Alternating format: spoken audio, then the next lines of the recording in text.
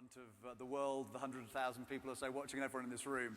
So as we try and connect the satellite link, this is what we're going to do. Kate's going to talk a little bit about Jamie. If we manage to get the link up, we'll go to Jamie. If not, we'll bring on the panel and do the panel. And then when we get the satellite link up and running, we'll go to that. Obviously, satellite links work absolutely seamlessly and perfectly in rehearsal and not quite as well when they need to. But Kate, why don't you talk about Jamie and... Jamie, really one of my personal heroes, and I'll never forget seeing him start the 15 program all those years ago when he was just 24. And here I'm watching somebody who's dealing with a not easy bunch of young people, some of whom weren't really bothered that they were getting the chance to learn to cook and have a job. They were just sort of like on the make and on the take. And Jamie's patience and lack of judgment, and the way he drove personally to their homes to find them when they didn't show up for work, and carried on trying to help them, put his own money into his foundation and then put some more, then built a kitchen, built a restaurant where these young people could actually work, and kept on going. So just 24. And you know, you could stop and think, well, hey, he did that thing, set up a foundation, there are people there, they're going to teach people how to cook, get jobs. Hey, great, job done, he's made his contribution. But it was the start of a journey for an absolutely remarkable young man who in his work started to become engaged with the fact that school meals in the United Kingdom, which is not a poor country, were of a very poor quality nutritionally. And that this was clearly a problem for those children at school because they weren't performing particularly well, they weren't being very good in class, they weren't very energized. And you know, I see lots of you nodding, this is a universal problem. So Jamie's concern with that became a campaign to government, shocked the government in Britain of the day, the Blair government, into changing its policy on school meals. They changed their policy. It's been partly changed back again. He's been let down in some areas.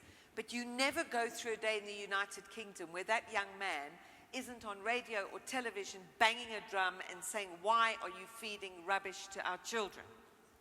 But it wasn't enough. He started to look at the obesity epidemic. And I know many of you know this, but it still is, what Jamie was saying earlier, it is a shocking stat that more people will die of obesity than of starvation and hunger and nutritionally deficient related diseases. It's just a shocking thing. And what we eat and the way we are feeding our children is actually doing this. And when we were in Zurich, Jamie put up a question on the voting systems the year before last and said to the delegates, tell me what you think your life expectancy is going to be. 50, 60, 70, 80, how long are you going to live? And the majority of delegates, I think it was just under 70%, thought that they would live to 70 and maybe just over 70. And the shocking statistic is that that is not so. First generation in human history, yours, will not live as long as mine, and you will not live as long because of what we have constructed to feed you, wreck your diets, wreck the way your body consumes its fuels. And when David and I first went to Jamie to say to him, could you come and talk to the world? He said, well, I'd love to, because Jamie is absolutely passionate about young people. And he said, but I don't want to, because I don't like to talk about things where I don't know what I'm talking about. And I'm an expert on obesity in the UK and, of course, in the United States. But I don't really know about food in South Africa. I don't really know about food in India. And I said to him, well, you know, somebody has to be an ambassador for this, and it's going to have to be you, because there is no one else. And he has poured his time into this program, and you saw some of his television in the UK. And you saw him there being given a really hard time by a shock jock on radio in the United States. And there's a terrible clip in one of his films where Jamie burst into tears. So I burst into tears just watching it. At just rage and frustration at what people are being given to eat.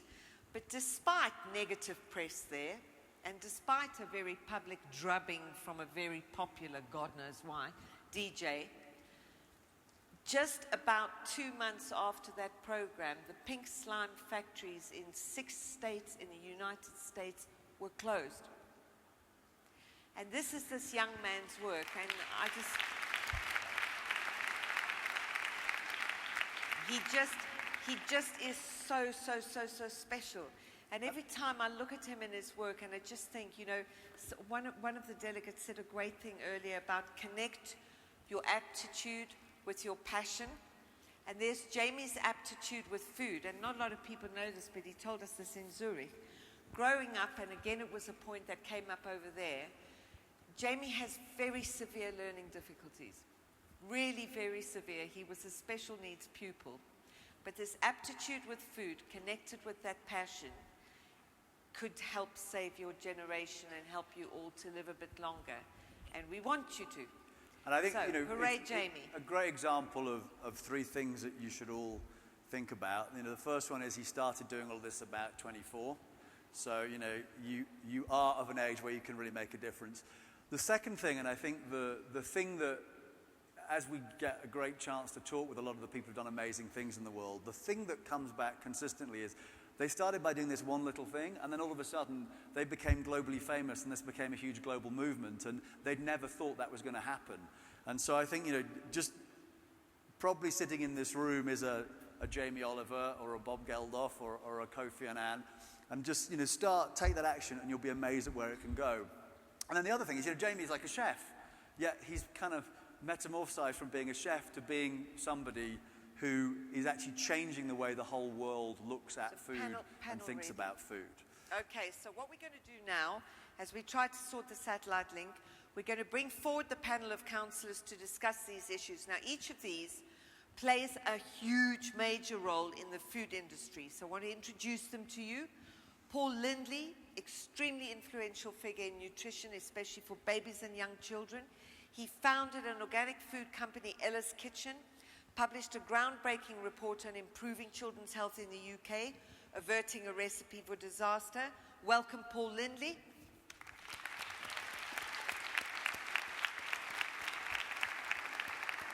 I do love a recipe for disaster. That's such a great title. Wally Fry's dedicated himself to finding alternatives to a high-meat diet and to getting the global food industry to adopt production methods that don't have a detrimental impact on the environment.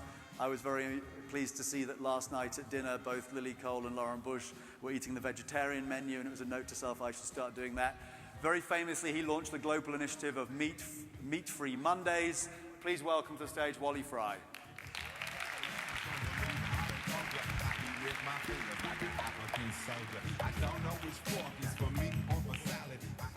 And then to chair the panel, you've heard from already a couple of times, very delighted to welcome back Elio Shetty, who is the CEO of Igloo Foods, Birdseye, etc., etc. So Elio. Okay, now, counsellors, so you know, delegates, so you know, as we try to fix the satellite link, because we've got Jamie waiting in a studio in London, we may be interrupting you to cross. If you don't mind, forgive us. We may not be, but we hand over to you, Elio. All right. Take it away. Very, very good. Well, first of all, thanks for trusting the Italian to stay flexible about being interrupted and changing the programs as we go along. I was before lining up and everybody had 5 delegates. I had 8. It might be because they know that Italians don't know how to follow rules very well, but, you know, we'll see. So, well, first of all, I'd like to introduce Paul and Wally, but rather than hearing what they've done, like David just said, from a very few words, they both have been inspired to open up a food business enterprise activity by a view and a vision. And maybe you guys can tell us a little bit more about where that inspiration, you know, came from. Paul? Thank you, Elio. So I feel this morning like you guys have come here and it's like a restaurant and you've ordered the top fillet steak and we come and we give you the mince as the thrifty mince on stage here. But, you know, we can make a great meal out of mince. So as we're waiting for Jamie, we'll tell you our stories and hopefully a little bit of inspiration, because my story began just 8 years ago when I had nothing to do with the food industry, but I had a child, my daughter Ella, and she was a baby, and I used fun and games and mess and silliness to get her to eat foods once she stopped eating foods as a baby and sort of turned her nose up at things that she'd eaten for the first few months of her life. And, just as a parent, I thought, wow, it's not rocket science, but if kids find food fun, they're going to eat it. And if you can produce it as healthy food, whether you're just a parent at home or whether you're a company, then you can change the way that kids have a relationship with food at the very youngest age. So I looked around at the marketplace and I thought, you know what, I know a little bit about kids from my previous experience. I've got my own daughter, I can act as a parent, and I can try and change the world. So I set my company up 7 years ago from my kid's bedroom with one computer and one phone and no customers and no money. And, 8 years later, I'm here on a stage and we turn over $100 million and we're in many countries around the world and delighted to be in South Africa from this summer. But the whole heart of what my business is about is to try and get kids to have a better relationship with food so that they can have healthier habits that will last their lifetime from the very youngest age. We get them really early to eat broccoli, to eat asparagus, to have a variety of foods, those sort of things that kids don't traditionally have. And by the time they're 13, they will be eating those things. And by the time they're 23 and 24 and having their babies, they'll be introducing better and a wider variety of food for their kids. So that's my story, and I'm delighted to share it. Very good. Wally.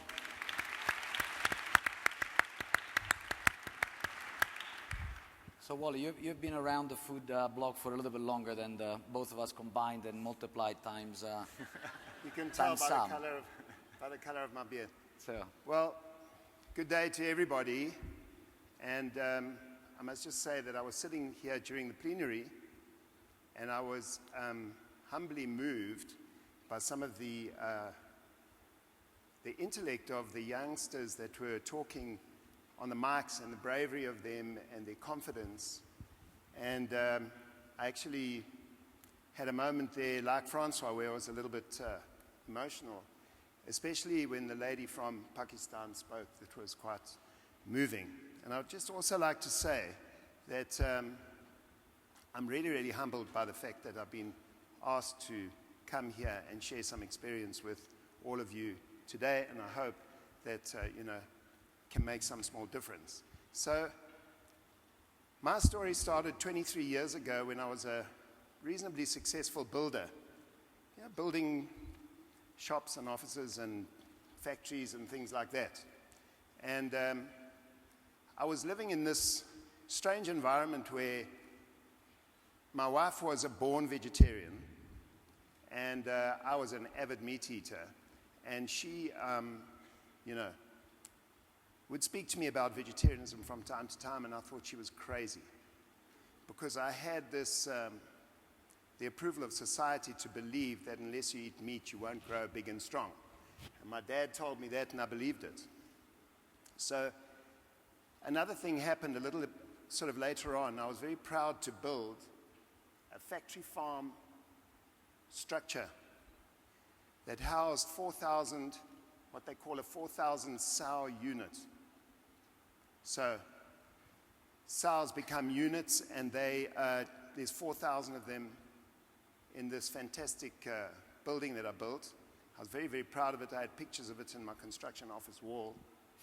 And one day I went back there to do some maintenance work, snag work as we call it as builders. And then for the first time I witnessed firsthand 4,000 sows lying underneath steel bars from the time they are, they're impregnated. They lie under a steel bar on their sides. They eat on their sides, and their babies can drink from one direction. And then these babies supposedly grow up and they become a thing called baconers, and then they get shifted into a different part on a conveyor, into a different part of a place. And then from there, they move to a different part of a place, which shovels them onto a truck. And I was there to witness that. And suddenly my pride turned into a little bit of shame. And I think that was the first epiphany I had, where I realized that it wasn't a good thing that I'd helped to create. So then another thing happened. I was flying over Botswana and in a light aircraft. And this was the most amazing thing to me that really, really triggered and switched my mind on. I looked down over the landscape below the airplane, and they have these things in Botswana called cut lines. And these cut lines delineate by fence areas where wildlife reside and areas where cattle reside. And I looked down at this cut line, and on one side of the cut line was a desert, just a dust bowl. And on the other side of the fence, it was green and luscious and bushy. And I asked the pilot over the earphones, I said to him, so what's the deal down here? Why is the ground different on this side? He said, oh, that's the side where the cattle are. And the other side is where the wildlife is. So then I did a little bit of research, and I came to the conclusion, accurate conclusion, that within the area where it was green and bushy and natural, there were more head of antelope per square kilometer than, way more than on the side where the cattle are. So it struck me that we farm with cattle in the world, and they destroy our environment, cause erosion, and one thing and the other. And I started to research and follow this line of thought. And all the time, I'm having my wife, Debbie, telling me, hey, you're eating, what's that you're eating? I said, it's a drumstick. She said, no, it's not. You play drums with a drumstick. And what's that you're eating? And so, she would tell me the truth about what I was eating. I'm eating a chicken's leg and so on. So I eventually had no choice but to decide to become vegetarian. That was about 27 years ago. And then when I became a vegetarian, that was the big problem. That's when the big problem struck me. I decided that I was sick and tired of eating broccoli and spinach 24 hours a day and a bit of pumpkin thrown in. And then the regular diet for vegetarians apparently is spinach and feta all over the world. So you should try some peas. Peas are very good. Yeah, but every restaurant serves spinach and feta, So we, the restaurants are developing now, don't get me wrong. But so I decided that I was really missing the taste of meat on my plate and the protein value that it was giving me, and at that stage I was very, very participating in sport at quite a high level, so I needed protein. Anyway, I decided that I would try and develop something that looked and tasted like meat with as many natural ingredients as I could find, without using any product or byproduct that comes from the system that factory farms animals in the world. And so from a builder, I became a makeshift food scientist, if you want to call it that. And over a period of 2 years, I developed a small range of foods that I could call tasty and I could put with my veggies and salad. And in those days, we were producing between 7 and 50 kilograms a day. We still go out with passion into the world, supporting the ideology of helping people understand the environmental damage that livestock farming is doing on the planet. And we will probably produce 7,000 tons of fries this year, probably. So what we're going to try and do now is, if we can pause that, if you guys can stay here, sure. Because A, we want to continue the panel afterwards, and B, the satellite link may not work. I was up on the roof for about half an hour. But if we can go and cut to the theoretically perfectly working satellite link. So back to the beginning, please, Ahmed.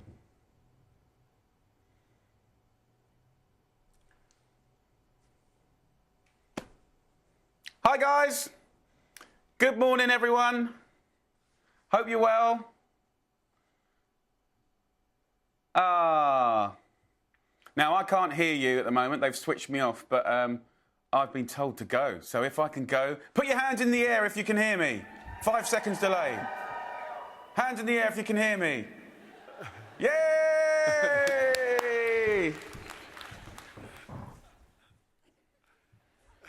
Look.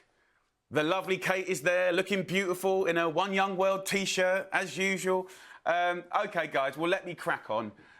Firstly, it's always an honour to be able to talk to you lovely people representing so many countries in the world.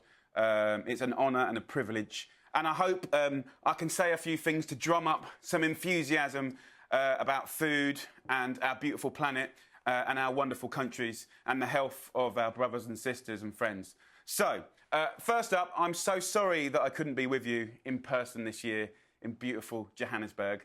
I was supposed to play in a little video. Maybe they'll play it at the end, but I don't believe they've played it in. But if they have, then great. But I might be behind on the technology. But basically, the video shows you where we are right now with some of the things that I've been battling over the last 10 years.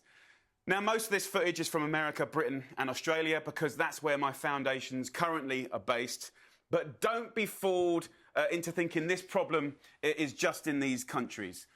Whether it's diet-related disease or hunger or food inequality, this is a global problem that will affect us all. The key to it, of course, in my belief, that affects in a positive way all of our countries, is food education, inspiring people to understand food.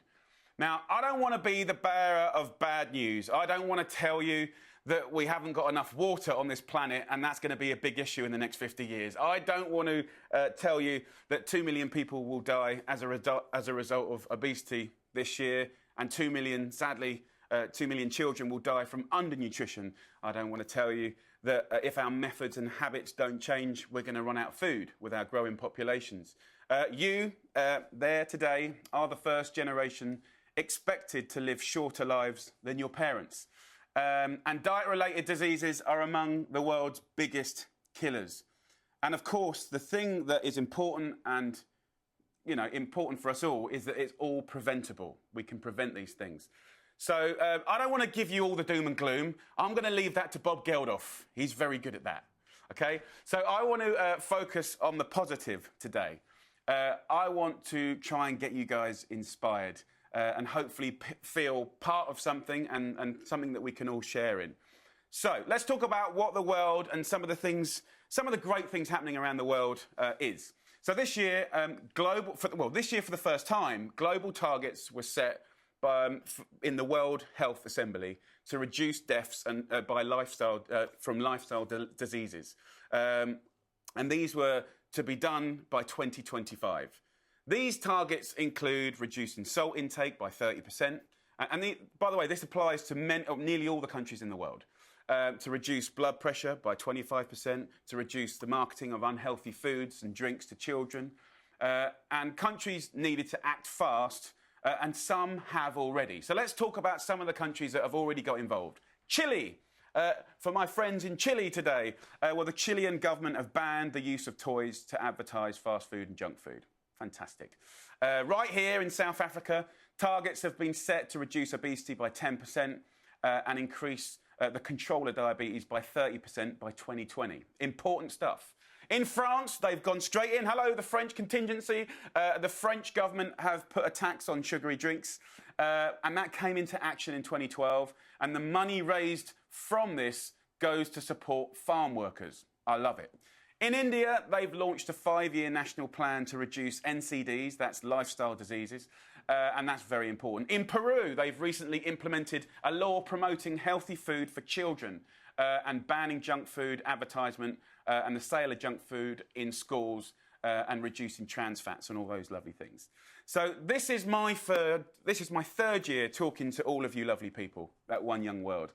And today, I wanted to use this opportunity to introduce 4 delegates that are with you today to come up. Please come up now, come towards the microphone, and I'll introduce you now. We've got the lovely Pearl from South Africa, hometown, Alexis from Ecuador, Kelsey from Pittsburgh, USA, and Royha from Kuwait. Come on down, guys, and these guys are going to spend a couple of minutes telling you about some of the work that they've been doing in each of their countries. Over to you guys. All right, good morning to you all. Well, the situation in South Africa is twofold.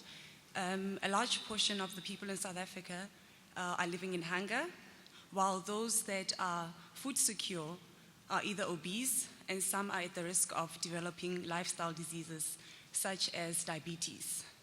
And the Ministry of Health this year has introduced an NCD strategy that's aimed at making sure that these diseases are preventable. So I come from an organization called Ambassadors of Hope, which was established last year by a group of 5 girls. So what we do is that we run a soup kitchen in the township in Heidelberg.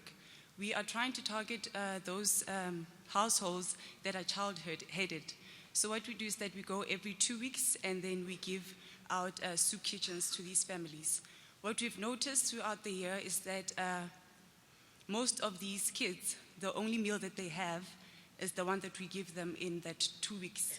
And what we've established now is that we're encouraging them to have food gardens that are established in their backyards. So we're now in the process of having them plant things like spinach, carrots, and also cabbage. And early this year, around July, in order for us to mobilize the community to help us with our food garden and also our soup kitchen, we were featured in one of the music videos that was spearheaded by one of the hip-hop artists in South Africa. And the impact that we've seen thus far is that from only 5 people that were involved last year, we are now 25 that are helping out every second Sunday. So my message for you today is for everyone to go back to their home countries and make sure that you play your part in food security, because one hungry child is one too many. Thank you.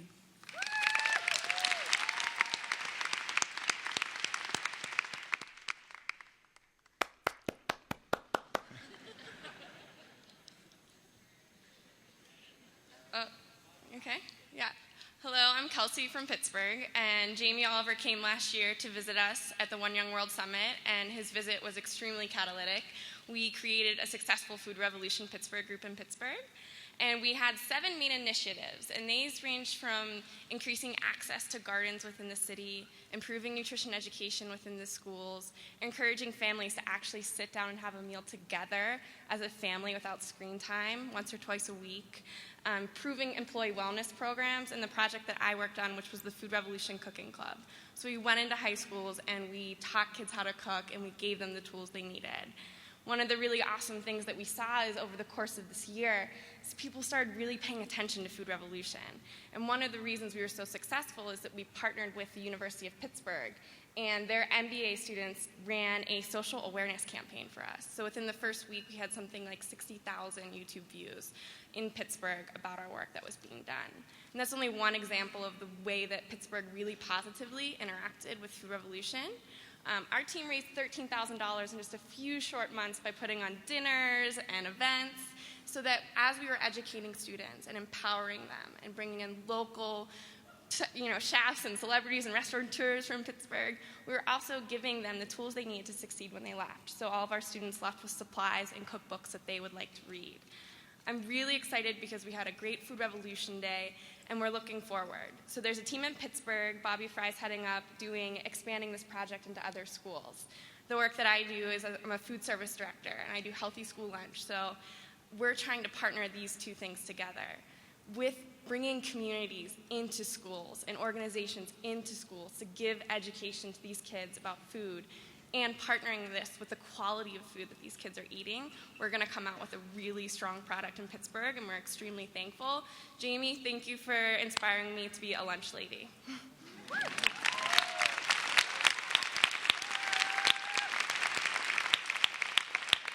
Hello, One Young World. Hello, Jamie. I'm a very big fan of you. So people in Ecuador, and I think in every other developing country, used to think that obesity was a problem of developed countries like the US or the UK. 10 years ago, our main food-related problem was malnutrition, but that is no longer true. In fact, today in my country, 22% of the population is obese, according to the Food and Agriculture Organization. And the first cause of death is diabetes, followed by heart diseases. So we in Ecuador used to eat a lot of carbohydrates, like potatoes, rice, plantains, cassava, and so forth. Why? Because we produce all of them locally, and because they are cheaper than protein. So to address these subjects, the government has launched programs to prevent the consumption of carbohydrates in the school and high schools by regulating well-balanced menus and including more fruits and more fresh products produced locally. Also, eliminating fried food sales on the school grounds so the children have limited access to unhealthy food choices. Just the last week, the Congress has started a bill project that will regulate and prohibit the advertising of junk food in the media. And we, at the Department of Agriculture, are promoting the production of healthy food like quinoa due to its high protein content and due to its high nutritional value. So besides these efforts of the government, I think it is not enough to force the kids and tell them in the schools what to eat and where not to eat. I think we must, and it's extremely important, to educate the parents in this subject because they are the ones that ultimately will take the decision of food choices at their homes. Thank you.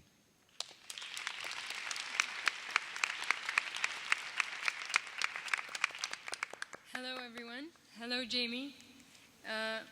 My name is Rawia Al-Hajri from Kuwait, and my case is not very different from my fellow delegate. Kuwait is a very small country with an estimated population of 2.7 million, and unfortunately, due to our small size, we have reached #1 in obesity in the past couple of years.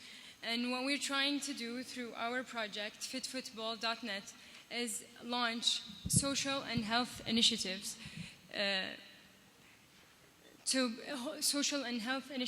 to bring together the required elements to encourage everyone to have healthier lifestyles. Since 2010, we have successfully involved more than 1,500 members from men, women, and children who have joined us at least once into actively changing their lifestyles. We have also launched our diabetes awareness campaign for children together with the help of 6 doctors, aiming to also continue and educate the kids to take charge and actively change their diets. And hopefully, with the support of both the Ministry of Education and the Ministry of Health with the specialists in the food industry, we will continue in creating projects and social campaigns to actively reduce obesity in Kuwait. And that's it.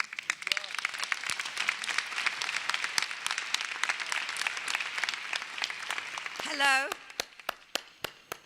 Okay, guys. Can you see me, Jamie? Hello.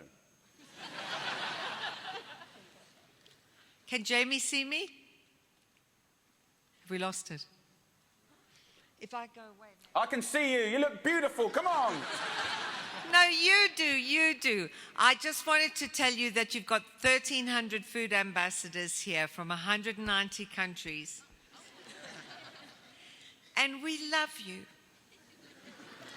And we miss you so much. Thank you, Jamie. Everybody, thank him. You too. I'm just sad I can't be with you today. Thank you. Okay, so I've got a little finishing up to do. I hope that's all right, unless you cut me off, of course. So look, we've heard from 4 of our ambassadors there in Johannesburg. You know, I think we're starting to get a sense, guys. I know I'm British, I'm here, Big Ben's there, and sometimes some of the stories and the references that I give are quite Western, but hopefully you're all clever enough to know that this is a global problem. The difference between obesity and hunger is not that far. They're very, very interconnected. Too much of the wrong stuff or not enough of the right stuff. Hopefully you all agree that whether it's countries in Africa or China or Europe, you know, inspiring our young children, primarily the best place to do that is at school, is a priority.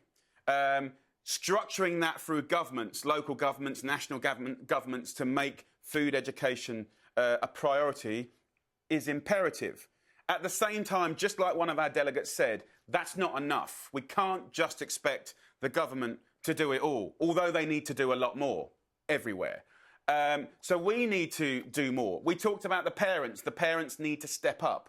But for lots of reasons, that is also very tough. We've got 3 generations of parents that maybe didn't know how to cook or how to nourish their families or themselves properly as well. So in a funny kind of way, and I'm generalising here, I think that focus on children and schools and communities is a beautiful thing. And I believe also that this is the first generation where the parents can learn from their children about food, about the planet, about farming, about how the food they eat affects their body, how they can live longer, how they can feel better, how they can be happier through the food they choose or don't choose to eat. I don't think the solutions are about necessarily banning all these foods that are bad for you. Yes, there's a lot of controls that need to be put in place because too many companies or big kind of agro businesses, they've got away with too much, but I don't think it's about banning everything. I think it's about inspiring people to love food and to love what food brings to their community, to themselves, to their pride, to their families, and how it makes them feel. So let's just move on very quickly. 18 months ago, we launched the Food Revolution Day. Okay, all the projects that I do, of course, we work throughout the year, but we wanted to focus it on a day. And we set up a global ambassador program with a program in the first year, we have over 670 ambassadors in 85 countries already. One of our Food Revolution ambassadors from South Africa is right here, right now, and I'd love to introduce to the mic again now, Virginia. Please give it up for Virginia, please.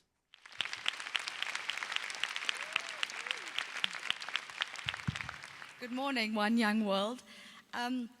I joined the Food Revolution Ambassador Program because I am currently studying to be a chef, and so Jamie Oliver is my hero, and I have a really deep passion for food. And I want to say to you all today that in order to be a part of Jamie's movement, you don't have to be a distinguished name in the industry, and in fact, his movement relies heavily on people like you and me. And I didn't join to stage a revolution in one day. I joined to simply take a stand in the fight for real food and to contribute in small ways. So, for example, I've started a kitchen garden project with a group of 6-year-olds, and the response has been really positive. And there's something really empowering about working with children because they are so receptive to your enthusiasm. They're so receptive to engaging activities. And food education with children is something that I feel really strongly about because I've read Jamie's statistics, and 20% of children in Australia think that pasta comes from animals. And as Jamie said, today's generation of children are the first ever to live shorter lives than that of their parents, and that is absolutely terrifying to me. So this is all because of a complete lack of food education. And I've found Jamie's ambassador program to be really empowering because he's created such an excellent platform for our voices to be heard and for us to initiate change in our communities. Jamie is such a proactive and inspirational leader in his campaigns and his philosophies, and I would really like to join him on that. And I would like to extend the invitation to everyone sitting here today to become a part of the revolution. And you heard Jamie, they've got 670 ambassadors in 85 countries. I mean, this is massive, and we are the youth, and if we want to be, we can be an incredibly powerful catalyst of change. So I really want you to think about it and get in touch and get involved in the food revolution. You can apply online at Jamie's website and join us in this. Join us in the fight for real food. Thank you.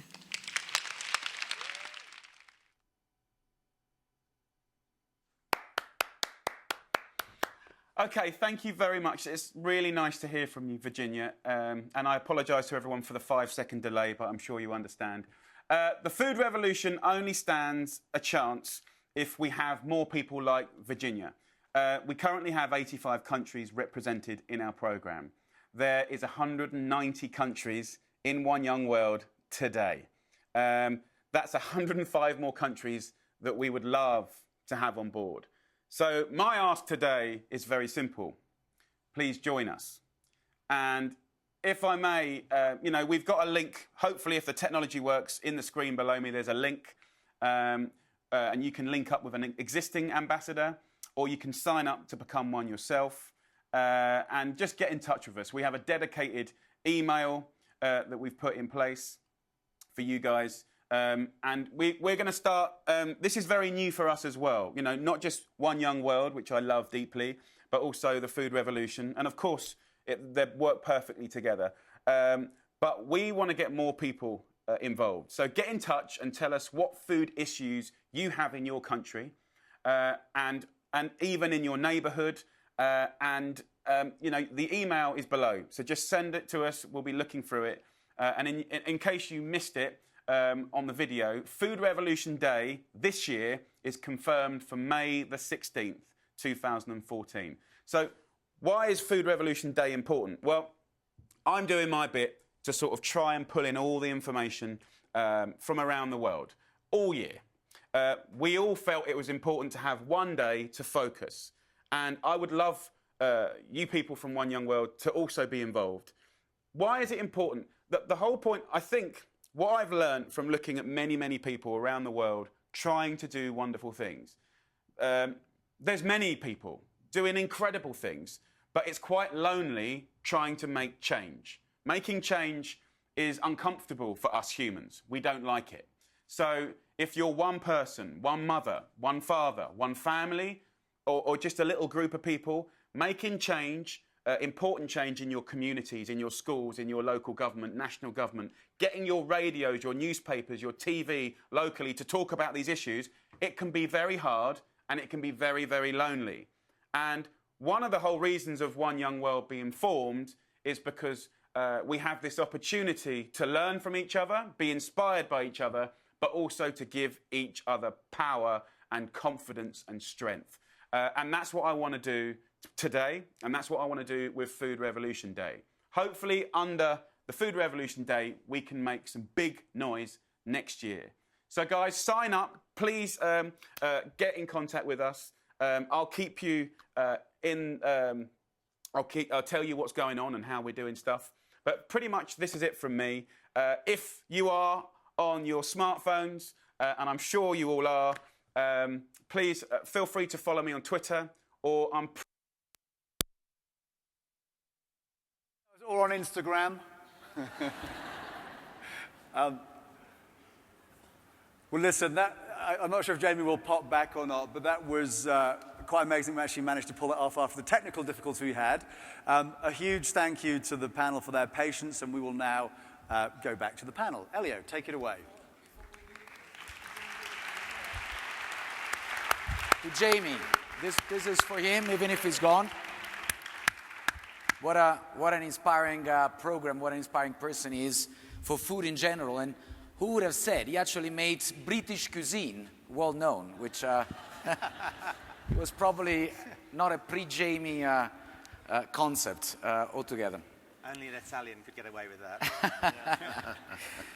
So, very good. So we heard about the food revolution, and I think we heard a lot about what it means and what the man with a spoon wants to do with it. Now, a question to my fellow panelists. Do you think that the food revolution is actually started, Paul? Well, first of all, 5 fantastic, inspiring speakers here, who each one of them, and I'm sure there's many, many more people in the room, who create these little ripples that become waves. And, each of those spoke to 1,500 people in the room here and 100,000 people around the world through the link. And so the revolution has started from that respect. And what Jamie, he's already got a wave, and his wave is crashing down on governments, and that's just fantastic. But actually, we ought not to get that complacent, because we have improved nutrition coming through, and there are good things coming through. But when you look at the causes, the direction where nutrition is improving, you find that about 75% of it is coming from manufacturers improving their formulations and the government's nudging them and some of the government initiatives we heard. And actually only 25% is coming from us. Me, my family, you, your family, and all of our friends. And, that's frankly not good enough. That's not good enough of my generation and the way I've brought up my children, and my friends are bringing up their children. And please make it be, when you bring up your children, and if you've got children as you're bringing them up, it is not good enough. We have got to change ourselves. And it's a whole collaboration between ourselves, our communities, our businesses, the retailers and government. And we've got to be in this one big tent to solve this problem together. As well as the 5 speakers there, from my company, Ella's Kitchen, a small company, we've got 2 delegates here today. Stick your hands up, guys. I don't know where you... Make some noise. Noise! You make it in the office. Okay, so we've only got 60 people in our company, and we've got 16 people under 30, and 13 of them applied to the two places we could get to come here. But what's happening is those 2 girls are going back with the other 11, and those 13 are going to do a project for Ella's Kitchen, which will help us on our journey to produce even better, healthier food to reach even more people. Now, that's because I've built our business, and all of our team is passionate about being profitable and being for a purpose. And when more and more businesses bring those 2 things together, we will influence more and more families, more and more consumers to make a difference in their lives, because they're the ones that ultimately buy the shares in these companies and buy the products from these companies. So that's just a small example of using a little company. We're only a little company. We can make a big difference. So Kate was very kind to say that earlier this year we produced a report called Averting a Recipe for Disaster, which was based on the UK, but it's the same in so many of the countries that we sell our products in around the world, and I'm sure every country. And the idea from that report came from 2 newspaper articles I saw about a year ago. The first one said that out of the girls born in the UK last year, 1/3 of them will reach their 100th birthday. You know, that's fantastic, and when the health guys get into that, that's just totally good news. 2 days later, there was a different article that said by 2050, 1/2 of all adults in the UK will be obese. Right, and that's the children that were born this year and last year again. So if you look back at it, for our society, and I'm sure it's the same in many, many countries around the world, you've got children being born today, 50% of them may become obese, and 1/3 of them will live to 100. And how is that going to... That's not a health issue, that's a society issue. So that's something you guys, and your leadership have got to deal with. But hunger and obesity, as Jamie was saying, are 2 sides of exactly the same coin. And where I come from, and my company comes from, and my passion comes from, is not only taking children as the starting point, but taking babies and toddlers and preschoolers, because there cannot be a too early age where you teach them good habits about food. If I just ask you to do one thing very quickly, if you all close your eyes and think of the best meal that you've had in the last 6 months. If you just do that and go back to where the last meal was, and sir, please don't keep your hands to yourself over there. But I bet you are thinking not only of the taste of the food that you had and the quality of the food and actually the meal itself, but you will be thinking of the friends that you were with and the location of that restaurant or at home and the service that you had and the entertainment. All your senses will have been stimulated. And that's exactly the same as a baby sitting in a high chair or nursing or weaning. They are stimulated from everything that's coming to them. So that if we can make them appreciate all of their senses and stimulate all of their senses and treat food not just as a functional thing that they have at a mealtime throughout their lives, but it's a social thing that binds us together, then they will have a better relationship with food, they will try more foods, and they will have more of awareness and teach their parents education about food.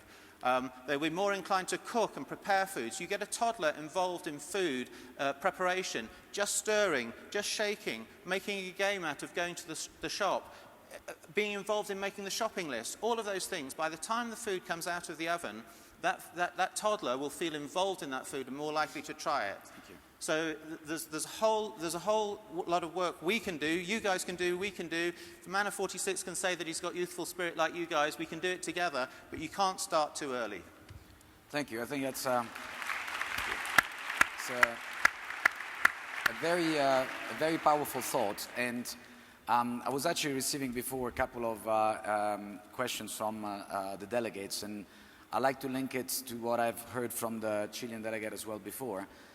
The education of children and what you said before, the engagement and the whole experiencing is very important. A lot has been done in schools, a lot has been done in education, a lot more needs to be done. We believe in Igloo, the company that I run, that there is a lot that family needs to do as well. And I think that the product that goes through the family with the kids onto their plate, it's a very important, it's a very relevant message, because it comes with an emotional bonding that is not just the one that you can have in school and education. It comes with the whole emotional side of things. And the quality and the type of food that you feed is clearly going to stay with that, habits for a while. Wally, let me ask you. I mean, we have a clear problem between the food availability, the risk to having too much or too little, and the production. And there is an expectation that by 2050, which is not that far away, we will need 100% more production to feed the current habits.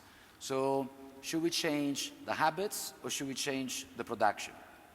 Okay, I'm glad you asked me that question because it's something that I feel that I can answer. So, because I approach this question from a slightly different point of view, while 100% agree, what's not to agree with what the previous speakers, Jamie, have just said about enthusing, from a young age. I've got 4 grandchildren, and we do exactly that, by the way. So, and they are involved in cutting cucumbers and things and knowing what they're eating. So what we do is we go out from a slightly different point of view to educate people. And this year in South Africa, we're trying to educate 110,000 people by the end of the year in school. That's school-going people, with our project that's called Meat-Free Mondays, to encourage people to eat less meat. So the reason for that is there's just a couple of statistics I'd like to share with you quickly that goes straight to the question of why don't we have enough food and why won't we have enough food for this burgeoning population that we are projecting into the future. So here's a fact that may astound some of you, and a lot of people don't know this, but if you do, forgive me. I'm going to be general here, I can really pull out really very, very accurate figures, but around 70%, between 60 and 70% of all grain crops grown on planet Earth are grown to feed animals. They're not grown to feed humans. And the worst thing about those grain crops is they generally are subsidized by their governments so that the beef and the meat industry can survive. The beef and the meat industry are very, very huge employment, and they're a huge industrial machine. So they see it as necessary to subsidize the farmers so the farmers can give, the people that are raising animals in horrendous factory farms, layers and layers upon layers of animals on top of each other in factory conditions, so that they can feed them cheaply so that we all can get what we call cheap meat.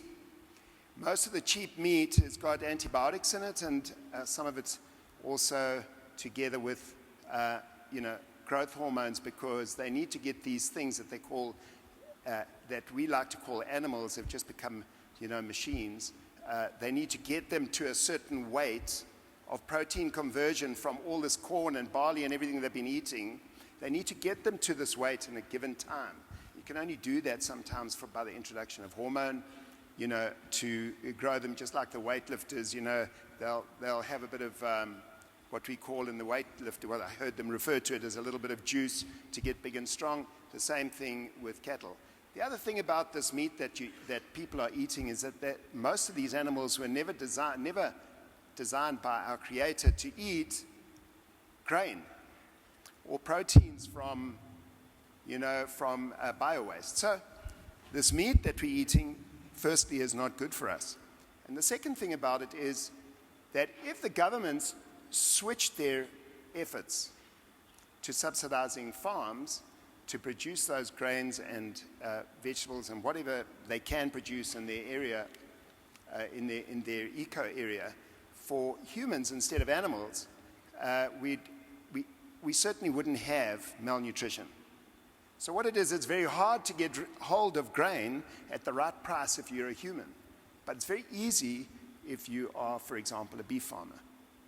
So I think really that one of the things that we needed to drive was the effect of going around to the children and explaining to them some of the things that are going on so that they can make a choice to maybe just not eat meat once a week or even more if they can. I've been a vegetarian for 27 years and I'm quite fit and healthy.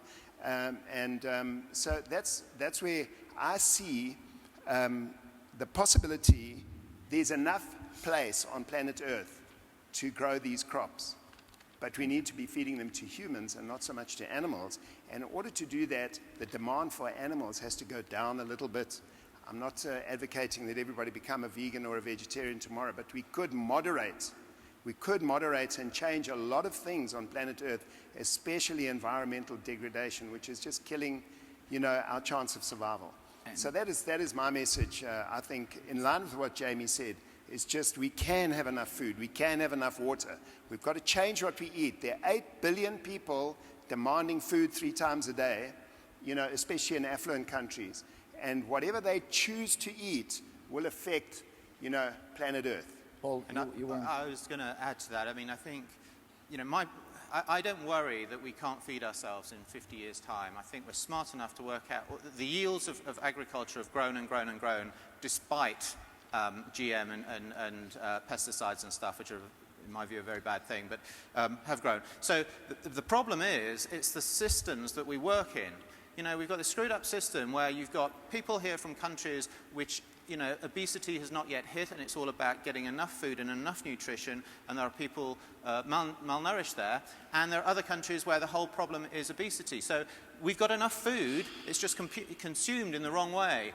Each one of us, I bet, puts too much food on our plate for what we need. We teach our children to eat too much food. The supermarkets are all set up to give offers, to bog off offers, buy one, get one free offers all the time, which encourages us to buy food, and we waste it. So we could talk about waste in terms of being able to feed the planet as well.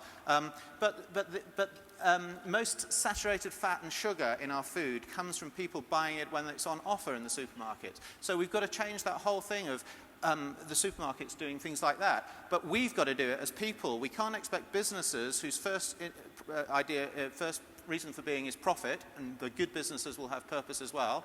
Governments are there to help us when we don't see the right thing. We've got to do it ourselves from this place with our leadership in our communities. Thank you, Paul. I think it's probably time to... Thank you. It's probably time to wrap it up. The points I think that we've all heard is that food is life, food is culture, food is both survival and it is, a way to represent what we feel, the senses and the experience that we have. And it's a very powerful thing under any perspective. And whether companies that like, our own makes 2.3 billion fish fingers every year, companies that feed, and are dedicated to children, or alternative, way of looking, or Jamie Oliver, Food Revolution, it all boils down to the education about what we eat and to the relevance to make sure that we eat what is appropriate for the future of ourselves, of our family, of our kids. And you guys are here collectively representing the world. I think the food is one of the most important things in life that we all have, and I'm sure that you all will give it the right importance in your thoughts, going back and getting those discussions into action. Thank you. Huge round of applause for the panel. Thank you so much. So, thank you to Wally, Paul, and Elio, and thank you so much, guys. Without the big food companies, we can't get this sorted, so these people are going to help us lead this. Fundamental to One Young World is the idea of leadership. And you will all know that in this time in South Africa, their beloved Madiba, Nelson Mandela, is very old and ailing. But his leadership is such, his global leadership, not only his leadership in this country, his global leadership is such that you could wish to hold on to the man, hold on to his memory, but most particularly to hold on to the legacy and to live by that legacy. So what we particularly wanted to do in this difficult time, we wanted to try to bring the man to you, but particularly wanted to bring him to you properly in an authentic way. What we didn't want to do was have a whole lot of people who quoting Nelson Mandela and saying, gee, you know, look at me, I associate myself with Nelson Mandela. We should do as Nelson Mandela did and not pretend that we are him, because that's ridiculous. So we wanted you to experience the man truly, truly, authentically, and to know him from people who genuinely have been his friends in his long life. So those of you who are not from this country will know that his tribal name is Madiba, and you will always hear the South Africans who call him Madiba. He's also known as Tata, which means father, and also Kulu, which means great one. So those of you who don't know of him will now learn much. Those of you who already know him, I promise you this is going to really touch your heart. So I'm delighted to welcome 3 people who have known him in his life, but particularly last night, I think probably the biggest cheer in the night was for Ahmed Kathrada, the comrade who served with Mr. Mandela in the African National Congress before they were arrested and convicted. He went to prison for 26 years, 18 of which were on Robben Island, along with Mr. Mandela. In 1994, he was a parliamentary councillor with Mr. Mandela in the first free parliament of South Africa. So would you please welcome the great Ahmed Kathrada.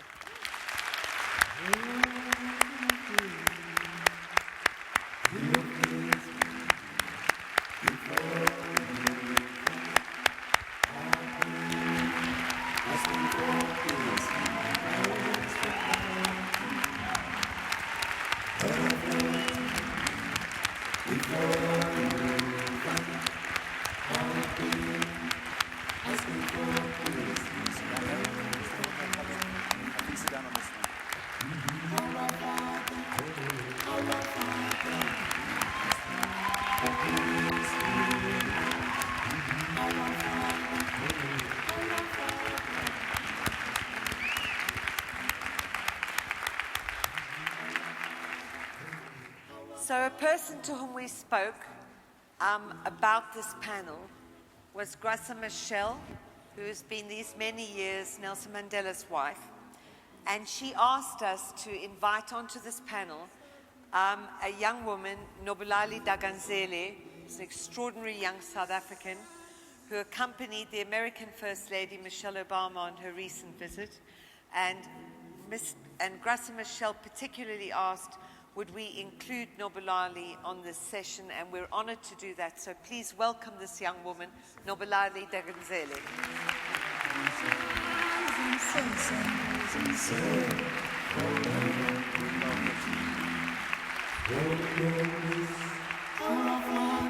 And then finally, you heard from him this morning, South Africa's greatest ever rugby captain, but also a very good friend of Nelson Mandela's. I heard him talk about Nelson Mandela in New York a couple of years ago, and I thought we have to get him to come to One Young World. Mandela wore his number 7 shirt through that famous World Cup, and is also godfather to his eldest son. Francois Pienaar.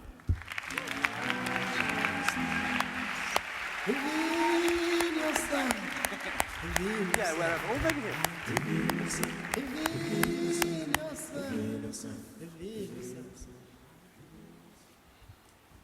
Okay, will we start then? Who should we start with? Mr. Kathrada. Mr. Kathrada, may we start with you with your memories of Madiba? Can't hear you. Would you like to start with some memories of Madiba? Shall I open up? Yes, please.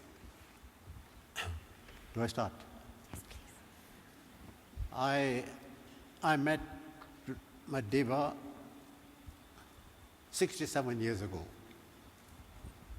when I was at school and he was at university. There was nothing political about it, but in those years there were hardly any university students who were not white. and even less professionals.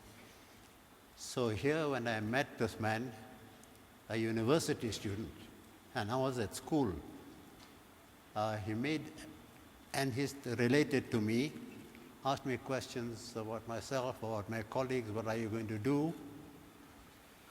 He made me feel so comfortable, and he made me feel equal to him, so that I could go back to my classroom, to my school, and boast that I have met a university student who could be so friendly with us. So that was the beginning of what I had learned is his practice throughout the years, his ability to relate to everybody, children, adults, peasants, rich people, royalty, no matter who they are, he is able to relate to them on an equal basis.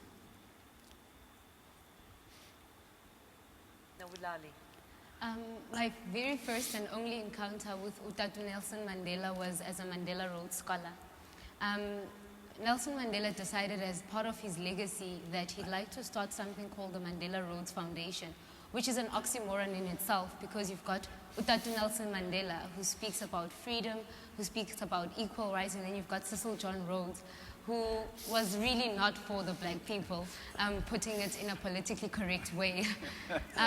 But what joined these two men were 4 pillars, which is leadership, education, entrepreneurship, as well as a 4th one that I forget at the moment. So it was part of the scholarship that we get to meet the patron of the scholarship, Utatu Nelson Mandela. And for me, meeting him, I had always thought he's just this icon, you know, this ivory tower that I'll never get to meet, and this individual that I think is too larger than life for me to understand as a human being. So similarly, when I first met him, he actually became the person, the individual, the father, and not the statesman or the former statesman.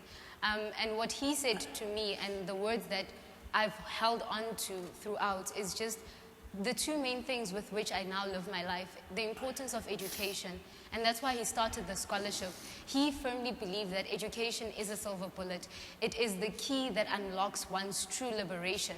Because when you're initially oppressed, what first goes is your mind, because they tell you certain things about what it is that you perceive yourself to be. And that's why he believes that education is where you need to begin in unlocking your liberation. Secondly, entrepreneurship. Because if you constantly have to ask for fish, your dignity is at stake. Who you are as an individual is at stake. Your belief systems are sometimes compromised. And he firmly argued that it's important that we become entrepreneurial so that we don't just take the education and study and then go off and become perpetual scholars, but we take the education and make it relevant in our lives today and in the countries in which we study. So those are the 2 things that really inspired me about meeting Utatu Nelson Mandela. And the 4th pillar is reconciliation. I know why I forget this one, because it's one that is very, very difficult for one to live on a daily basis. Because reconciling yourself with your past, your present, and your future is sometimes challenging. And we got an opportunity to go to Kulu, where Utatu Nelson Mandela grew up. And just seeing the basics of where it is this great statesman once lived, and bathing in cold water in areas where there was no electricity, one then got exposed to how humble beginnings do not determine where it is that you one day end up. And I think that for me inspired me to become the young leader that I personally am constantly aspiring to becoming on a daily basis. Francois. And you are inspirational. Oh, thank you. Well, I was hoping that you... Thank you. I'm the emotional one, remember me from early on? I was hoping you would forget the 4th one, because I would have said it's style, because you dress better than Michelle Obama. Thank you. Okay, so the deal is we don't cry, okay? That's the deal. God lost. I think I've got to contextualize where I come from. I grew up in an Afrikaans community, rural area, went to an Afrikaans school. Sport is all that really matters. And so what you believe is what you hear around the barbecue fires and obviously the conversations that takes place at dinners and when friends and family meet. And the way I grew up is children was seen and not heard, so you didn't really have a voice. And at these conversations, the name Nelson Mandela came up regularly, but twinned with the word terrorist, bad man. I mean, this guy, if he gets out of jail, we've got serious issues. So that's how I grew up. Didn't ask questions. Sadly, I didn't. When I started growing a brain, and it's very difficult for sports people to grow brains, but I did. I went to university, and at university, I met people from different spheres of life from all over South Africa. And here we started vigorous debates about politics and obviously Madiba. Now, I want to fast forward because Mr. Mandela was then, there were talk that he was going to be released from prison. And in 1991, Mr. Mandela was released from prison. And as a sportsman, what was fantastic for me, very selfishly, is the world of sport opened to all of us.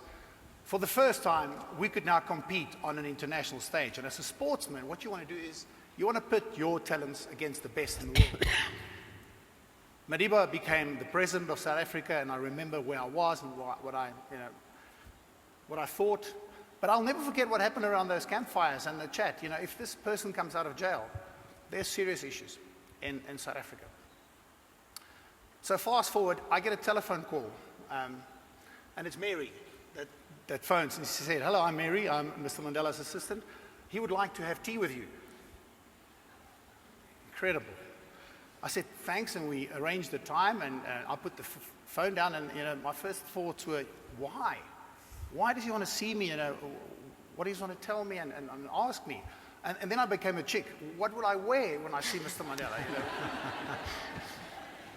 I'll never forget how nervous I was sitting at the Union Buildings, waiting for my meeting with Mr. Mandela. My palms were sweaty. I was going, I don't know what to say, and I don't know what he would like to know from me. And then these booming voice, this beautiful booming voice. Francois, is he there? And then the doors opened. And what struck me was the size of Mr. Mandela. Big, big man. And he walked over to me and immediately started talking to me in Afrikaans. Took my hand, took me into his office, poured me tea, and for the next hour we chatted about life, about Robben Island, about sport, about boycotts, and so forth. And when I left that meeting, I sat in my car and I still didn't know what to think of it. I really didn't know why he wanted to see me. But you know what? I felt safe. That's what I say to a lot of people. They said, what are you? I said, no, I felt like I was in the presence of a very, very wise person. So that was my first meeting. The reason I'm sitting here is because of a sporting event in this country that happened in 1995. Now we're open to the rest of the world. We can pit our skills against the best, and the Rugby World Cup comes to South Africa. So we're training hard, and we're focused. Our motto for our team was one team, one country, and I don't have enough time to go into that.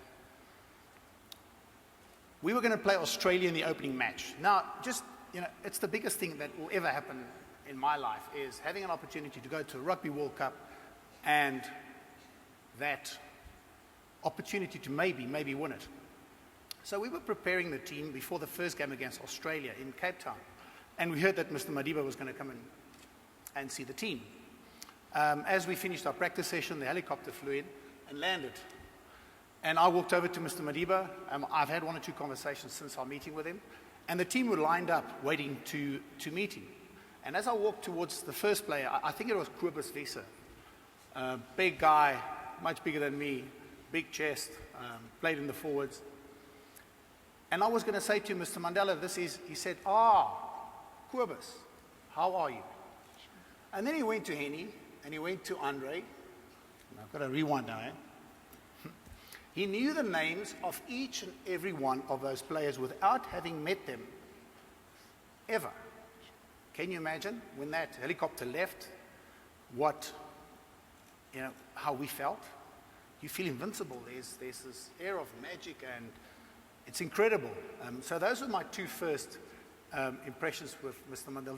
There's many, many more, but I'll bore you, and I'll get emotional, and that's not good for a rugby player. We need to be tough.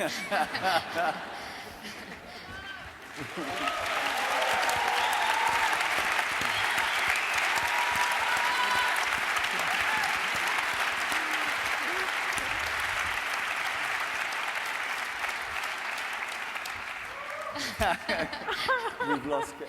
So you were 26 years inside Robben Island. What was that like? What was it like being there with him? What was it like? Did you guys ever think you would get out? That there was a light at the end of the tunnel?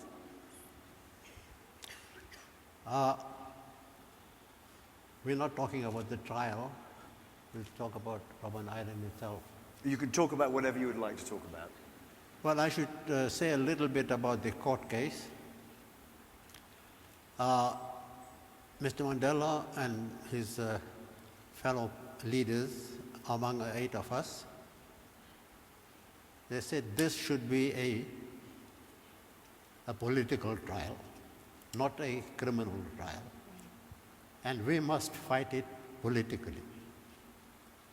In other words, and he set the tone to the whole trial when he said that in a 4-hour speech to court, he ended off by saying, all my life I've been fighting for liberty and equality. I'm not quoting the exact words. And this is what I hope to achieve. And this is what I'm prepared to die for. So that set the tone for the trial. But what he said, which we all followed when we gave evidence, is you go into the witness box, you proclaim your political beliefs, you don't apologize for what you've done, you don't ask for mercy. And the expectation among our lawyers and among ourselves from day one was a death sentence until the very last day. So the decision was that even if it's a sentence to death, we don't apologize and we don't appeal against the death sentence. However, we didn't get the death sentence and we were woken up at night suddenly. We were 8 of us, but our 7th colleague is white. And under apartheid South Africa, from the cradle to the grave, you are separated. Grow up separately, born separately, play separately, separate schools. Of course, there were no libraries to talk of and no hotels and so forth. Those were only for whites. So our 8th colleague, being white, was not on Robben Island. There were other white political prisoners, and he was kept with them in Pretoria. The 7 of us were woken up, handcuffed, leg irons, taken to the military airport, and flown to Robben Island. Now, I'm not going to go into very much detail of how apartheid applied even in prison. Of the 7 of us, I was 34, but the youngest of the 7. The youngest on Robben Island was 15, but they were not among the 7. I'm talking about the 7 of us. And I was the only Indian among the 7. Now, I'm saying this deliberately, because the first thing we had to do was to change into prison clothes. Governor Mbeki was 20 years my senior. Madiba was 11 years my senior. We had to change into prison clothes. I was given long trousers. Madiba and all my colleagues were given short trousers. The rationale behind short trousers is all blacks, regardless of age, are children. That is how they were regarded. And children wear short trousers. So our leaders were treated as children. Then it came to food. The next morning, porridge, soup, coffee. I get a little more sugar than Mandela, but less than Dennis Goldberg. He's white. He's not with us. I get a quarter loaf of bread every day. Mandela got bread for the first time after 10 years. So that is how apartheid applied in prison. But I should just say one more thing. We'll talk more about it if like. When we arrived there, Madiba said, we are no longer leaders. We are prisoners. Our leaders are outside prison. They make policy, they give orders, instructions. We don't. Ours is to look after our fellow prisoners. So being ordinary prisoners, they behaved like ordinary prisoners. No preferential treatment. Like we worked with pick and shovels for 11 years, or 13 years, and he could have easily asked for exemption on grounds of age and so forth, refused to ask for exemptions. In everything, our leaders behaved like ordinary prisoners. Now, the best and the worst comes out in prison. There's a lot of deprivation and a lot that can attract you if you are prepared to ask for preferential treatment. So, for instance, we went on several hunger strikes. You know, that is the weapon of prisoners, hunger strikes. And some of us said our elders must be exempted. They refused. So they were behaving as equals with us. You will see Madiba on the floor, polishing, cleaning his cell, polishing. In everything, he did not ask for preferential treatment. So that's where I'll stop. I'm making an executive decision to stick another 10 minutes on the clock because this is way too good to finish it in 10 minutes. So we're gonna bump that back up. we could actually keep it going all day, but Francois, do you want to? One of the things when you talked about. If you fast forward, and I come back to the sport, so it's an incredible story. We play Australia in the opening game, and with the Madiba magic, Cape Town was incredible. We win the first game against the odds. These guys, Australians were the favourites. The next day, we take the whole team to Robben Island. I've never been to Robben Island. And I was the last. All the players and their girlfriends and wives walked into the cell. Never been there. I walked into Mr. Mandela's cell. And as I walked into the cell, I was alone, I was last.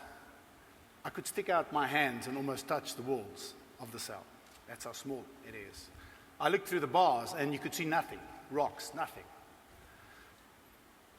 It struck me that he was there for 17 years on Robben Island. And when he came out, he had forgiveness in his heart. Because rugby was a symbol of apartheid. In Robben Island, Mr. Mandela would write to the unions across the world saying, don't come to South Africa to play rugby against us. Rugby very popular in the Afrikaans, especially the white Afrikaans community. So now, let's fast forward again. We get to the final. And we're playing New Zealand. What started happening through this country in the course of 6 weeks was just incomprehensible. Why? Because Mr. Mandela, that day when he met the team, one of my friends, Henry LaRue, gave him a Springbok cap. And he went to KwaZulu-Natal and he addressed the ANC and he wore the cap. And it was met with, ooh, why is he wearing this cap? Because it's not a symbol of a democracy. It's a symbol of apartheid. And against his beloved ANC, he said that day, these are our boys. We have to support them. We want to support them. They're playing for us. So I'm in the changing room getting ready to run out in the biggest game of my life. Now, your mind is just playing games with you. You're going through strategy, so emotional. Don't cry. Don't cry. Just don't cry. You're tough. And I'm going through everything. That morning we went for a run in Sandton. Yeah, around the corner. Sandton Sun. We went for a run. The team was quite, very tense. And we turned right and left. And nobody said a word. And then we heard young voices, children's voices. And I looked over my shoulder, and there were 4 little kids who sold newspapers on the street corners, black kids, who chased after us. And they started running next to us. And they knew the names of some of the players in that team. Incredible. So I'm getting ready, and you get only one chance. there's no second chance. Definitely, if you're an old has-been like me, there's one opportunity.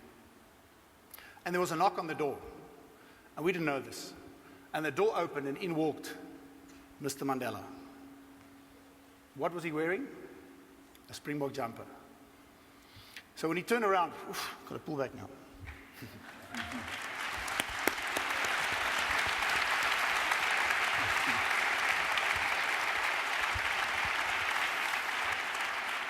We can edit these things, we can make them look tough. So now when he turns around, there's my number 6 on his back. That was me, I couldn't sing the anthem that day. I ran out and I was the first to learn the anthem. I couldn't speak Afrikaans properly when I was at school. We got 5 languages, but it was very important to sing the anthem. I couldn't sing. I bit my lip so hard that the blood trickled down my throat because I didn't want to cry, and I was so passionate.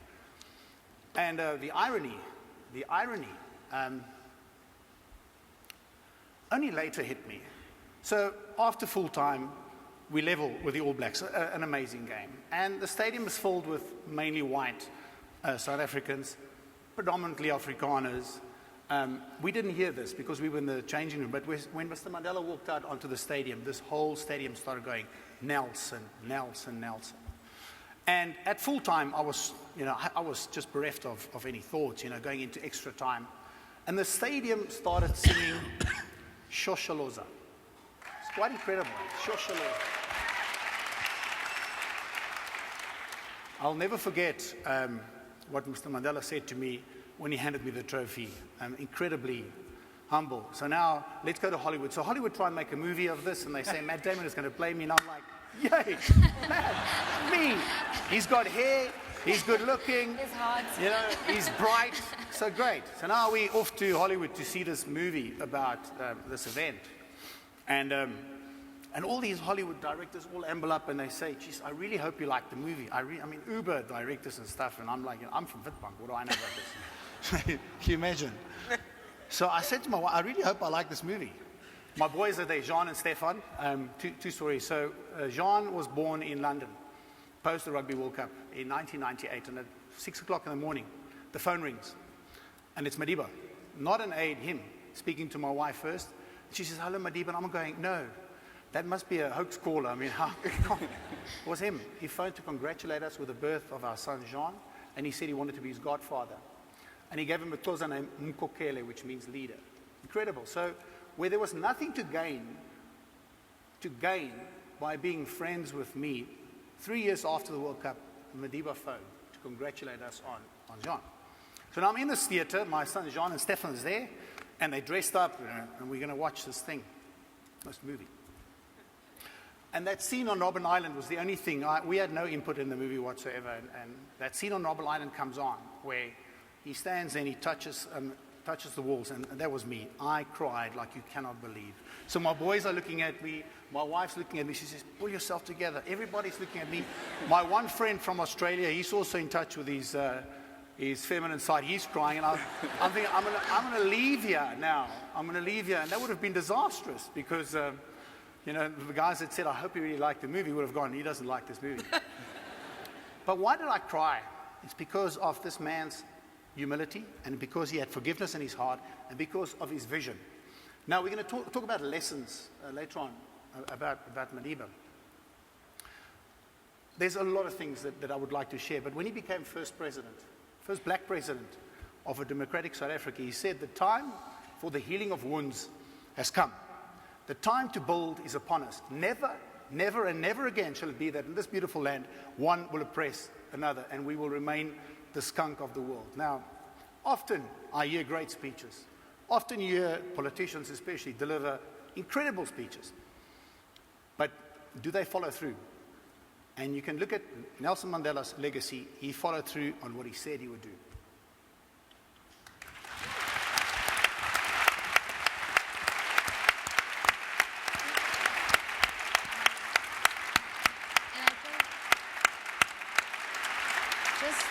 Just picking up on what you're saying, the follow-through, I believe, is the South Africa that we now live in today.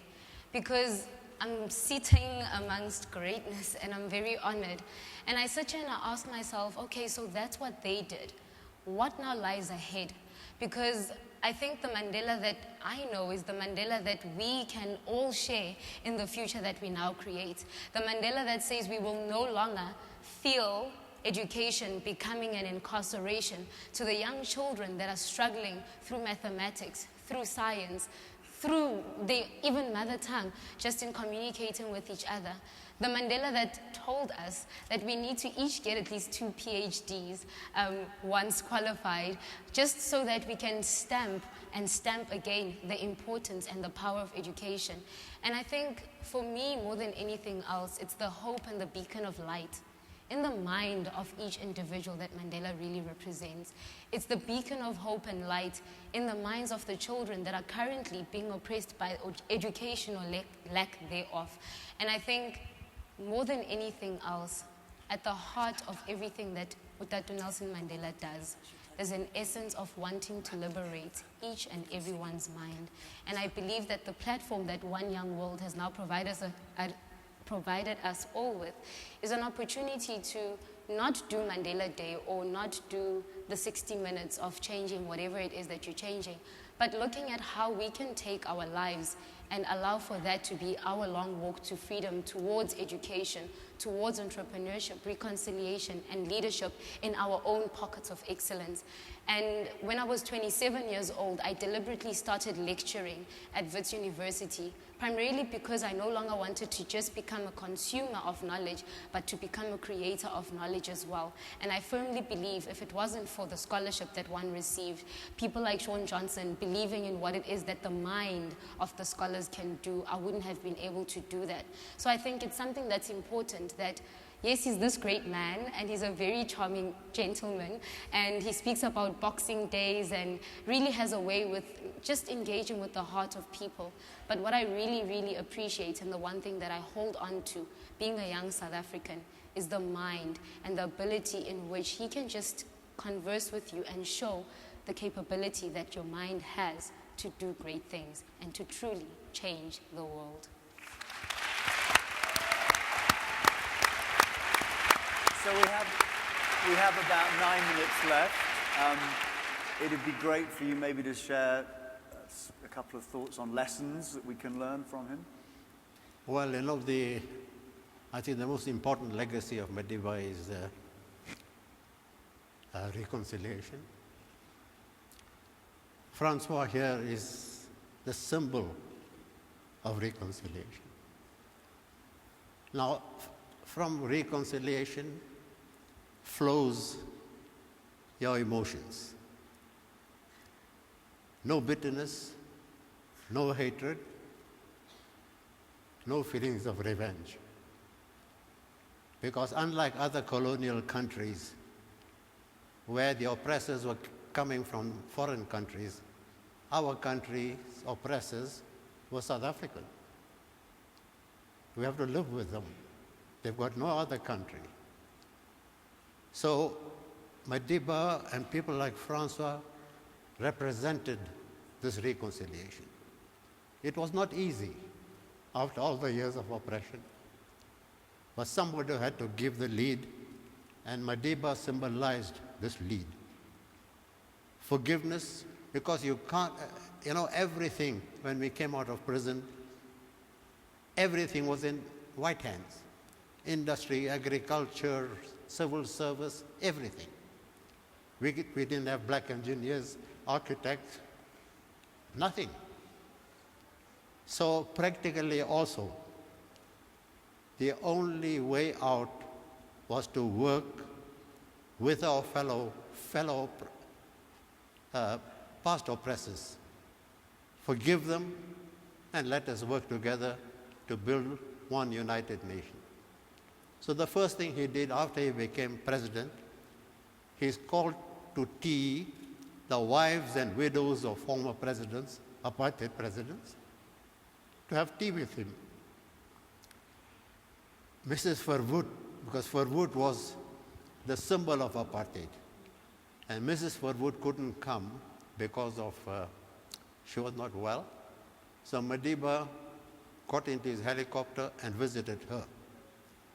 Now these seem to be small gestures, but they were major gestures on the way to nation building for a united South Africa. And that is what Madiba's legacy will be forever and ever.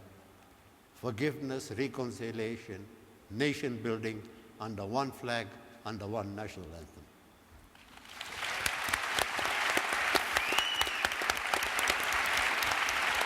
Francois? Probably three things stand out for me now. When people ask me about leadership, the first thing I say, does he or she have a vision?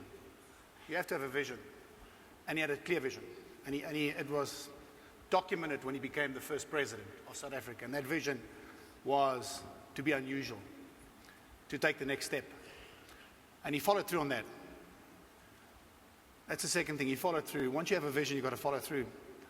And you've got to follow through because of the passion that you have. You've got to be pure on it. And he was. But that comes with hard work. It's not easy. And the third thing is humility. His humility just stood out. Well, there's a fourth, and obviously sense of humor. I mean, a wicked sense of humor. Wicked. So that humility struck me over and over again when I met Madiba here in London, when I had the opportunity to have tea with him.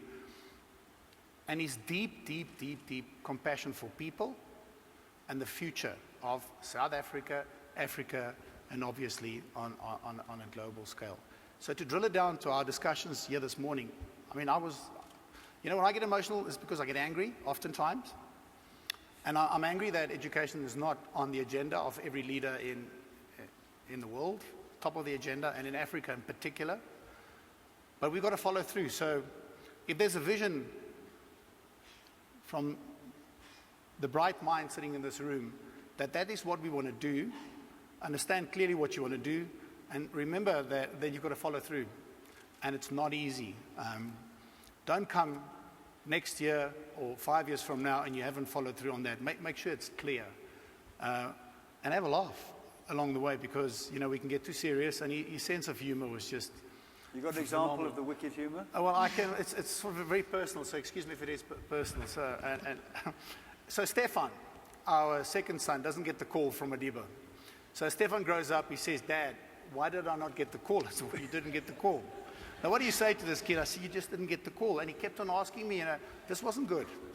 This wasn't good, because every now and then he hears Jean and Mkokele. About 8 years ago, we had tea with Madiba, and we arrived in Outen. And Stefan, I could see, was determined. So he just raced in front of Narina 9 and Jean, and he raced up to Madiba, and he stuck out his little hand. He says, "Madiba, would you please be my godfather?" And Mr. Mandela immediately clicked, and he started laughing, and he gave him this big hug. And humor and wit. He said, "I will call you Gocha." And Gocha in Xhosa means the brave one, because he realized how brave it was of this little kid to come forward. And, Stefan now, happy kid, you cannot believe the stories he's telling.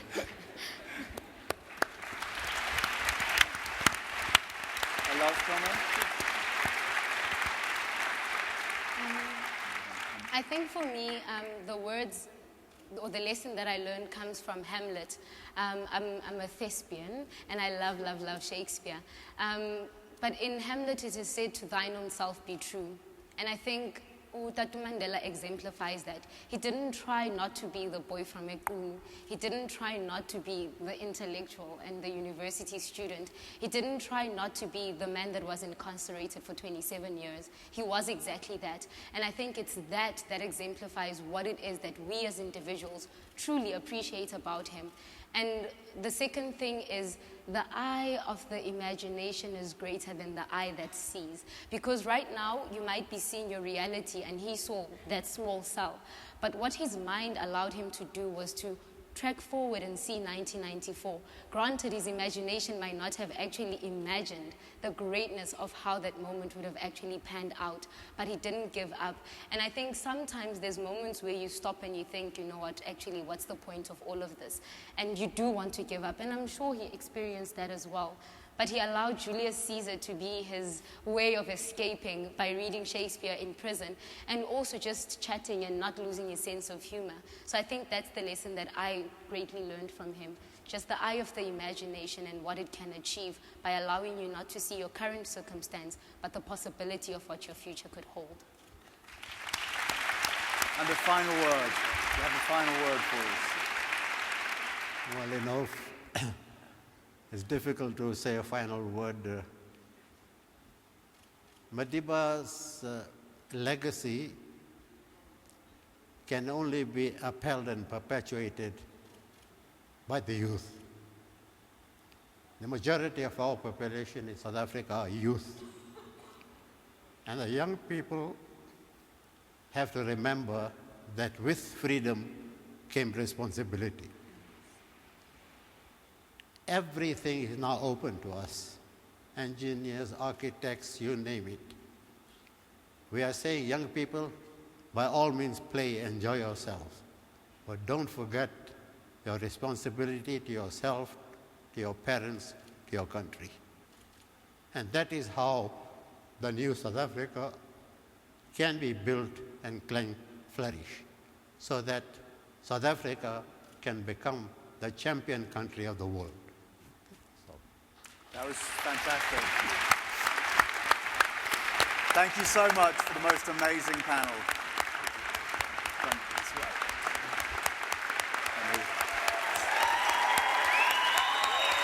Let me have you down. Are you fine? That was amazing. I completely understand why they wanted you on the panel.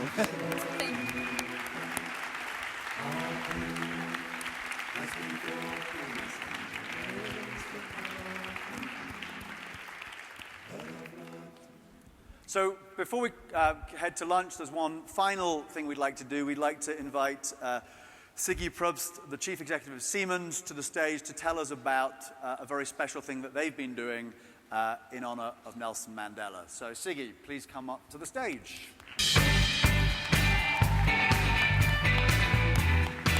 Hey, how are you?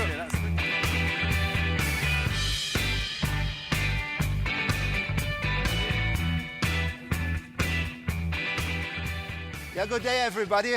I know I'm the only problem between you and a lunch, so I will make it as appetite as much as possible.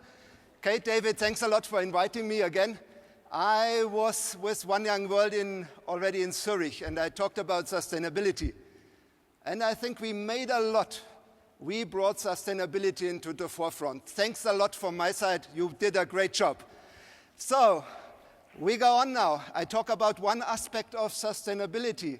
It's called people, and in the people, one of the most important aspects, it's education. And as you can see, very quickly, Madiba said it, education is a weapon. Education is what all we need. And we are a lot of lucky ones, we got it.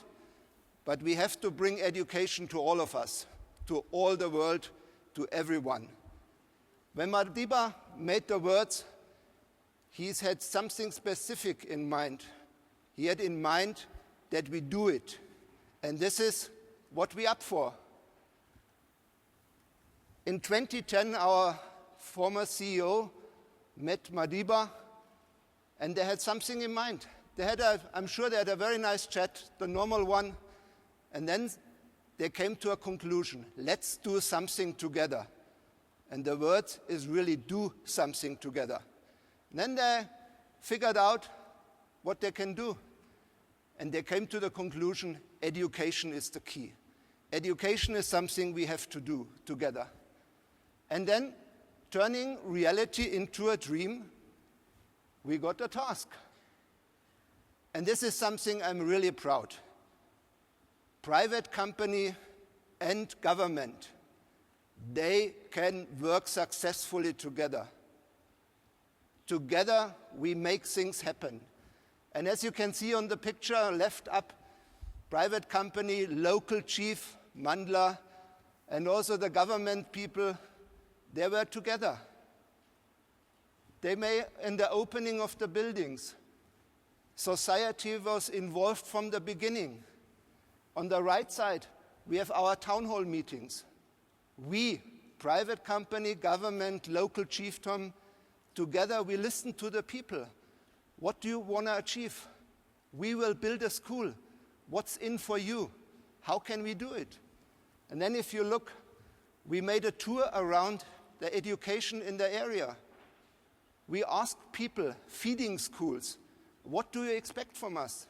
We went to 33 schools on the education side, primary schools. What do you need from us? Then our board, very important for us. This project is on Siemens world level.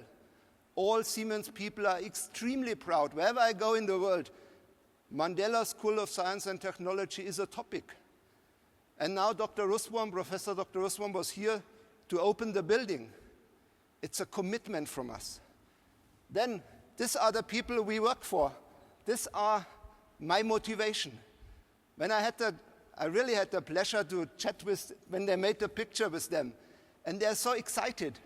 They're excited to be with us, and they're excited someday to be on this school.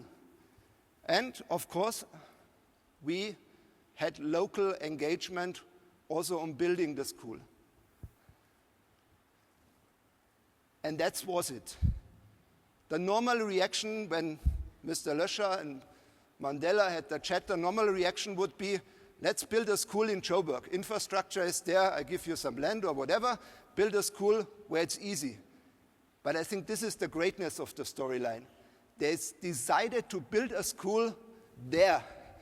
The good news is there was not much to discuss about destroying a building or building something. It was reasonably empty. So it's 70 kilometers away from the next bigger town, roughly 1,000 kilometers away from Joburg, and I think that was the mission and the greatness of the idea. So it created, from the beginning, it created local engagement, local skills. People get trained in all the skills from bricklaying to carpeting, whatever you need on a school. And they can continue with this work. This is the great storyline. And you can see they started in a year ago, and in roughly 1 year only, we make a school from scratch up to the opening. A total deliberately forced storyline, and it shows that private companies and government together, we can deliver. If you look now, the building is getting up, it's getting better. I can already announce this picture is 2 months ago. It will be even better at the moment. The roofs are up, everything is in place, and it will be a building of world class. Not something we build a school and then we run. There's a lot of thought, of intelligence in the school. And of course, I was pushing the topic of sustainability. Sustainability is in the DNA of this school. As you can see on the back up, there is wind power, there is PV, there is a lot of thoughts into water purification. This will be a school of world standard in a rural area to create more. And I think this is the message. The school is the nucleus of a development. There will be 700 learners there very soon. They need more. There will be shops. There will be a hotel maybe. There will be more environment around the school. So the school is the nucleus for development of a society. And I think this is what we have to achieve. We achieve a lot of good things. Education, development, showing that we can deliver, and also that we deliver in time. But I talked about this school now. But to be a good corporate citizen, it's far more. It's not one single project.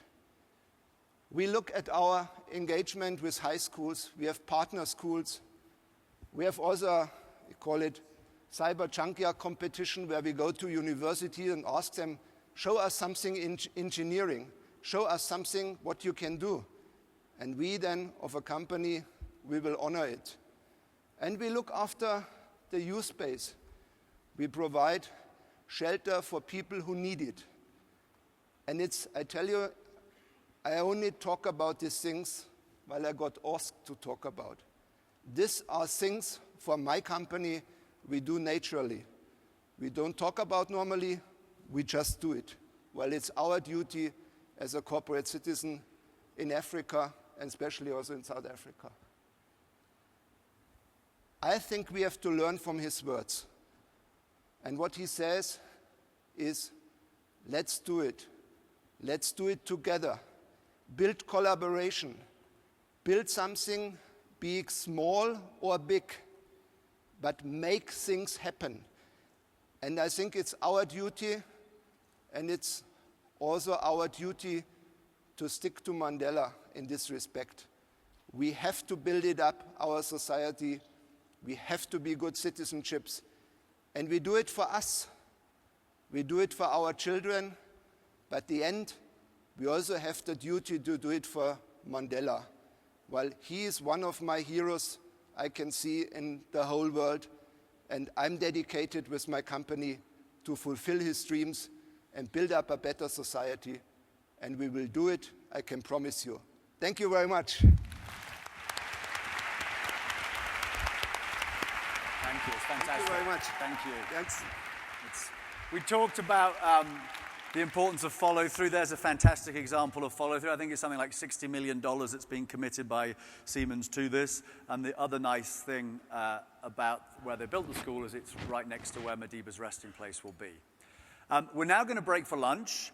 Now, one really, really important thing as well, we also talked this morning about responsibility. We have an amazing session to kick off after lunch, but I really want each of you to commit to being back in here and sitting in your seat by 1:30. There was, when the legendary Kofi Annan addressed us last night, there was quite a lot of noise going on in the stadium, and I would hate for him to come out now and for there to be a half-empty room. So if you can all promise to me you will be back in here sitting in your seats by 1:30. Thank you very much. 25 past 1. Yeah, 25 past 1. 25 past 1, guys, for Mr. Annan at 1:30. Okay?